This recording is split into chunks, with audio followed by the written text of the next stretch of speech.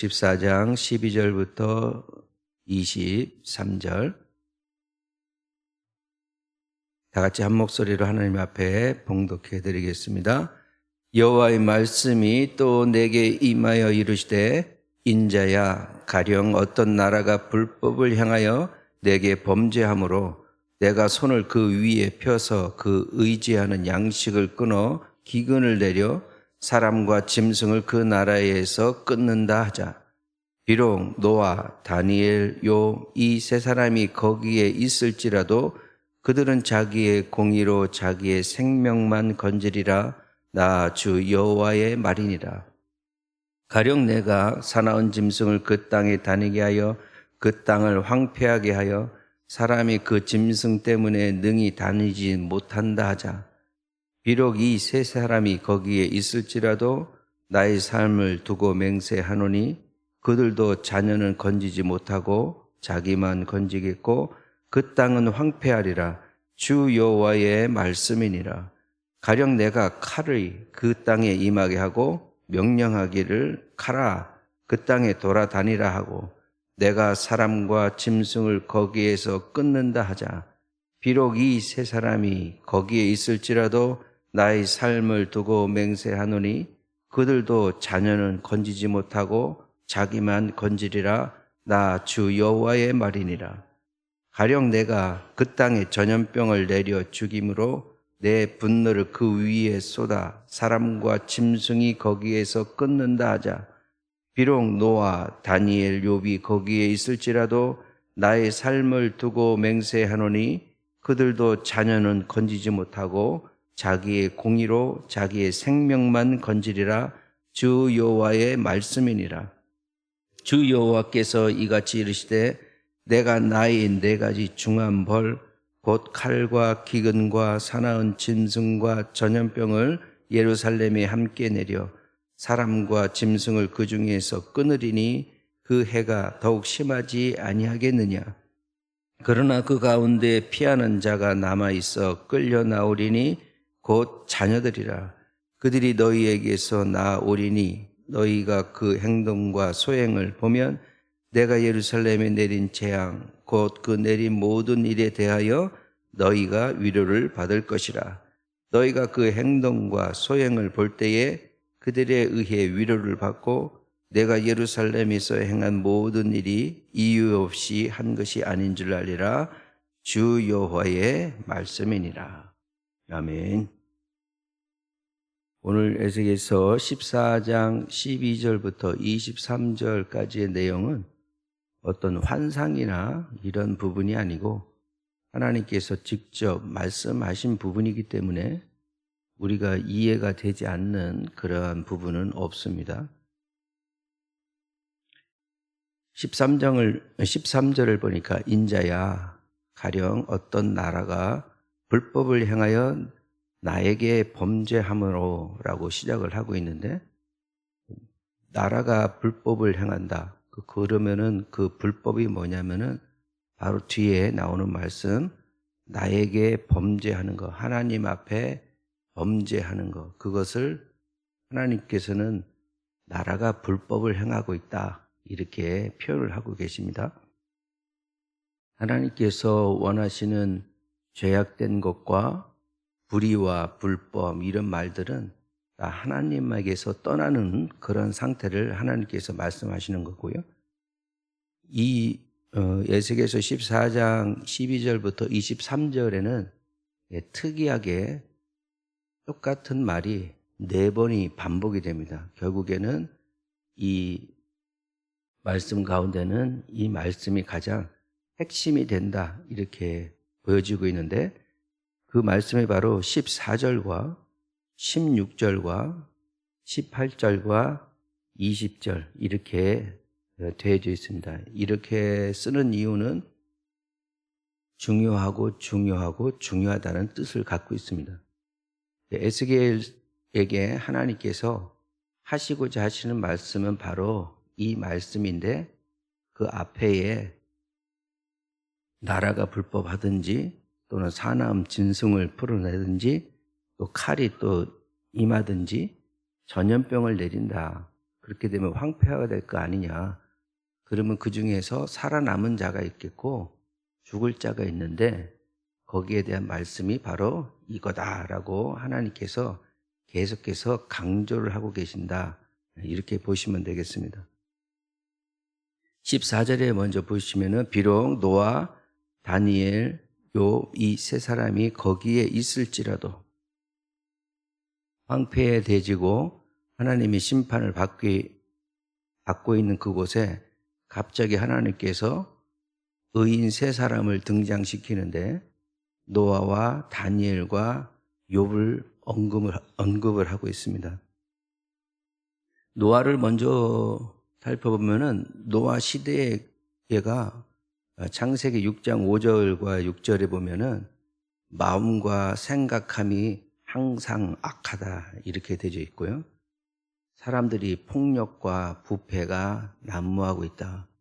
그래서 하나님이 뭐라고 하시냐면은 내가 사람을 지은 것을 한탄한다 이렇게 돼 있어요. 그래서 노아의 그 방주가 만들어지고 사람을 심판하는 것 역시 사람이 죽임을 당하는 것 역시 개인이 아니라 모든 민족, 모든 사람들을 다 멸하려고 하셨던 것이 그때의 죄가 이렇게 많았다라고 하시는 겁니다. 이런 것들은 하나님을 떠나면은 반드시 우리 속성 안에서 자라나는 그러한 것들인데 그러한 때에 노아는 그 당대의 의인이요 하나님을 당대의 더 완전한 자다 이렇게 표현을 해서 하나님께서 의인으로서 그 노아뿐만 아니라 그 가족들까지도 살려내시는 그러한 그 말씀을 갖고 계십니다.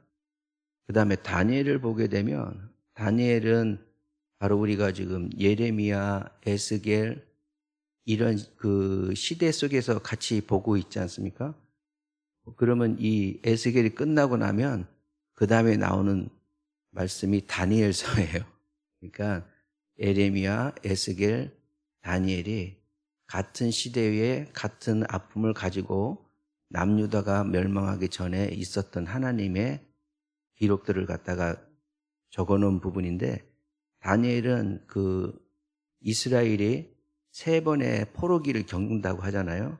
그 중에서 남유다가 망하기 한 19년 정도 전에 BC 605년 전에 1차 포로기 때에 그때 끌려갔던 사람이 바로 다니엘입니다.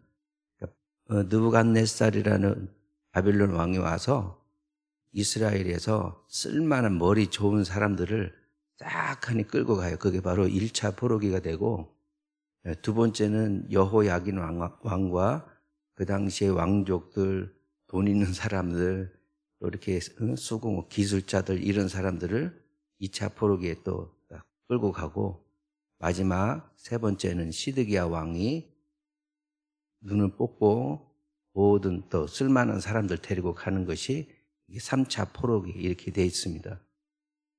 다니엘은 특이하게도 그 해에 605년에 BC 605년에 끌려가서 바벨론에 있었는데 하나님께서 바로 한 1년 정도 뒤에 느부갓네살 왕에게 어떤 꿈을 주십니다.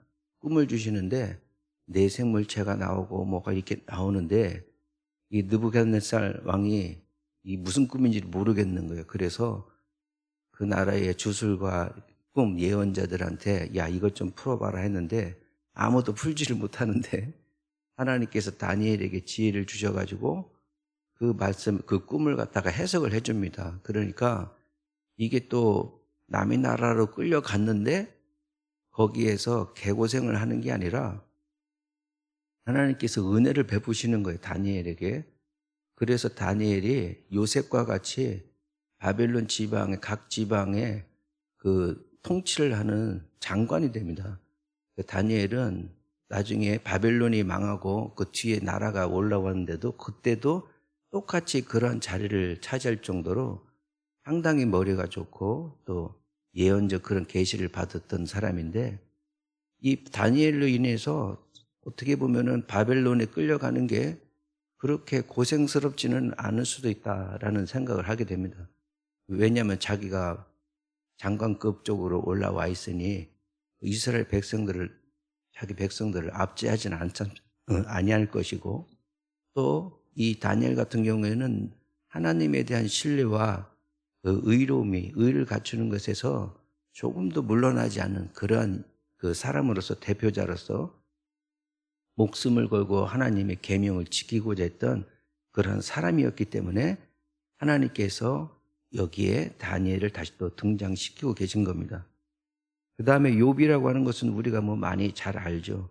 우스 땅에 살았던 사람인데, 예루살렘에 살지도 않았던 사람인데도 불구하고 하나님께서 온전하고 정직하고 하나님 경외하고 악에서 떠난 인물의 대표적인 인물로 욥을 들 수가 있고, 욥기 1장 8절을 보면 욥에 대해서 하나님이 뭐라고 하시냐면은 이러한 자는 세상에 없느니라 라고 하나님이 직접 욥을 설명해요. 마귀하고 얘기하는데, 야, 욥 같은 사람은 내가 이 세상에 본 적이 없어. 그 정도 의로운 사람이야. 절대 나를 배반하지 않을 거야. 그러한 사람으로서 하나님이 장담하는 인물 중에 한 사람이 바로 욥입니다. 근데 14절을 보니까 뭐라고 하냐면은 이 지금 황폐화가 되어져 있는 이스라엘 이 시기에 노아가 있고 다니엘이 있고 욥이 있다 할지라도, 그 다음에 이 세 사람은 거기에 있을지라도 그들은 자기의 공의로 자기 생명만 건지리라. 상당히 무서운 말씀이죠. 예. 그 사람들만 건짐을 받고 나머지는 황폐화되고 이 심판 속에 있게 된다라고 하나님께서 분명하게 그 말씀을 하시고 계십니다.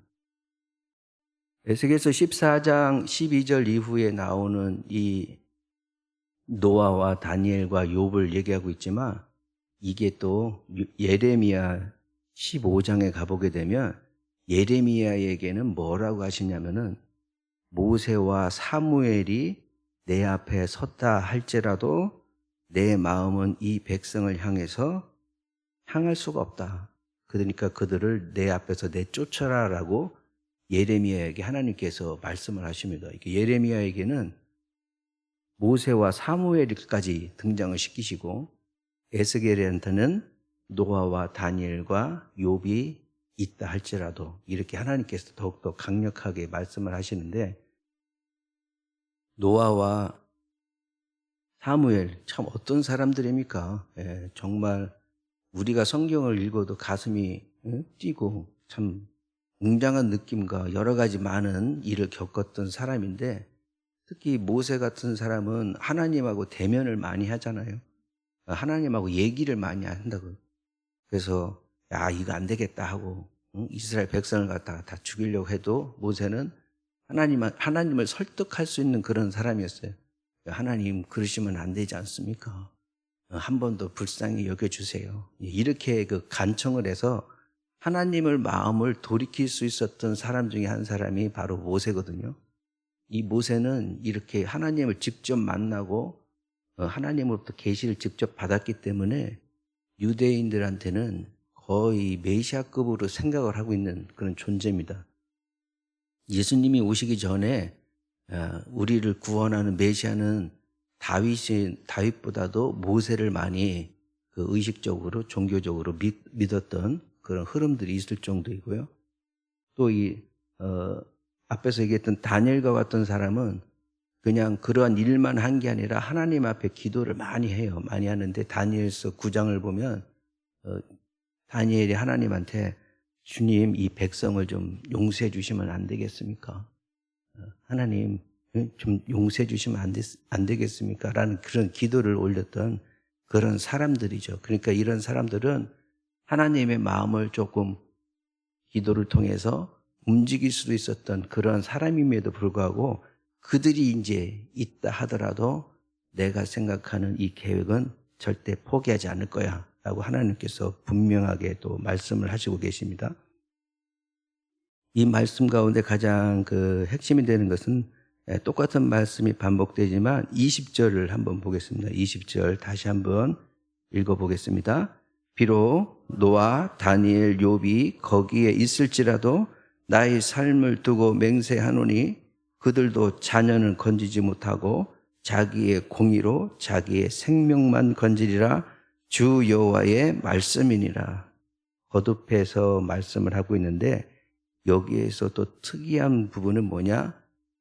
그들도 노아나 다니엘이나 욥이라고 하는 이 의인들은 자기들의 그 공의라고 하는 것은 객관적인 거예요. 객관적인 거. 우리 믿음의 신앙도 객관적이 필요가 있습니다.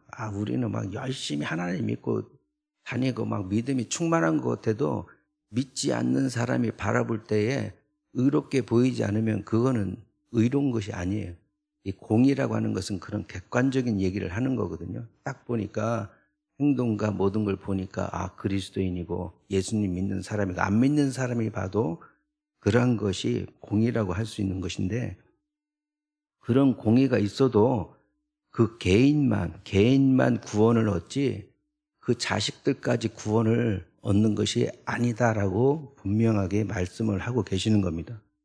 이건 좀 약간 충격적인 일 아닙니까? 우리 새벽에 나오시는 분들은 전부 다 부모님들인데 내가 지금 열심히 믿고 열심히 하나님 앞에 서고자 하는 마음으로 기도하는 마음으로 이 자리에 나왔는데 우리 자식들은 나하고 나의 믿음하고는 연관이 없다라고 하시는 말씀이니까 그럼 이렇게 그 매몰찬 하나님 같은 느낌이 등장하는 이유가 무엇인가?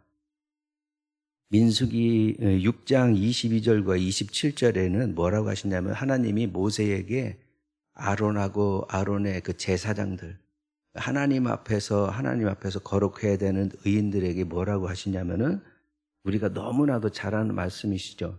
말씀입니다. 여호와는 내게 복을 주시고 너를 지키시기를 원하며 여호와는 얼굴을 내게 비치사 은혜 베푸시기를 원하고 여호와는 그의 얼굴을 내게로 향하여 드사 평강 주시기를 원하노라.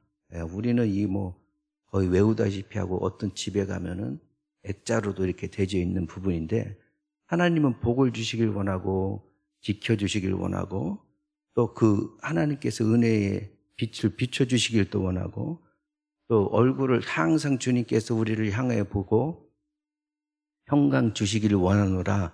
이렇게 말을 하라라고 하나님께서 모세에게 얘기를 하신 겁니다. 그러면 이건 얼마나 큰 축복이 되겠습니까? 그런데 신명기 5장 9절을 보게 되면 나를 미워하는 자의 죄를 갚되 나를 미워하는 자가 만약에 있다? 그러면 나는 그 죄값을 뭐라고 하냐면 아버지로부터 아들에 이르기까지 3, 4대까지 이르게 하리라. 이렇게 또 말씀을 하시고 계세요. 하나님을 미워하는 죄를 아주 싫어하시는 거죠. 우리 기독교는 참으로 독특합니다. 다른 종교 자체, 다른 신 자체를 허용을 하지 않고 오직 하나님만 외칠 수 있도록 그렇게 말을 하고 있는데 우리가 하나님을 미워하거나 하나님을 버렸을 때 당하는 죄값은 나 혼자 끝나는 게 아니라 내가 회개하지 아니하면 그 죄값을 자녀들 3, 4대까지 이르게 하시겠다. 이게 하나님 말씀이거든요. 그런데 10절에 보면은 뭐라고 되어 있냐면은 나를 사랑하고 내 계명을 지키는 자에게는 1000대까지 은혜를 베푼다. 이렇게 말씀하셨어요. 이게 어디 말씀이냐면은 10계명을 말씀하실 때 10계명의 일부분 안에 하나님께서 모세에게 설명을 해주는 그런 말씀 가운데 있는 겁니다. 우리는 이제 내가 잘 믿고 잘 기도하고 열심히 신앙생활을 하면 내 자손에게도 이것이 미쳐지겠지, 영향이 가겠지 했는데 내 죄는 영향을 좀 받을 수 있지만 내가 믿는 은혜 자체는 어떻게 해서 하나님의 은혜는 1000대까지 이어지냐면은 하나님을 사랑해야 돼요. 그리고 그 말씀을 지키는 자에게 임하는 것이지 부모의 영향 가운데 그 부모의 믿음으로서 자손이 믿음이 결정되는 것이 아니다라고 하나님께서 또한 분명하게 또한 말씀을 하고 계십니다. 에스겔서 14장 12절과 23절에 있는 말씀 가운데 바로 우리가 또 생각해야 볼 것은 자녀는 건지지 못한다는 말. 자녀는 건지지 못한다. 즉 내 자녀는 어떤 집안의 가문의 자손인지 자식인지가 중요하지가 않는다 이 말이에요. 내가 비록 부족하고 연약한다 할지라도 내 자식이 하나님을 사랑하고 하나님 말씀을 지키고자 한다면 그 은혜는 천대까지 하나님께서 끝까지 베푸셔 주실 것이지만 내 자녀가 내 믿음과 상관없이 내가 이렇게 나와서 기도하고 하나님 앞에 나와 있는 이런 믿음과 상관없이 하나님을 사랑하지 아니하고 하나님 위에 다른 것을 바라보고 또 하나님 말씀 속에서 살고자 하지 않는다면 그럴 때는 하나님의 은혜는 바로 떠난다는 말이죠. 나 하나 잘못 믿으면은 저주는 자식들에게 갈 수는 있겠지만 내가 믿음을 잘 지켰다 하더라도 그 은혜는 자식에게 바로 전달되지 않습니다. 이게 하나님의 말씀이시기 때문에. 그러면 어떠한 부분이냐? 다윗의 자식에는 솔로몬이 있고, 그런데 솔로몬은 지혜의 왕이고 모든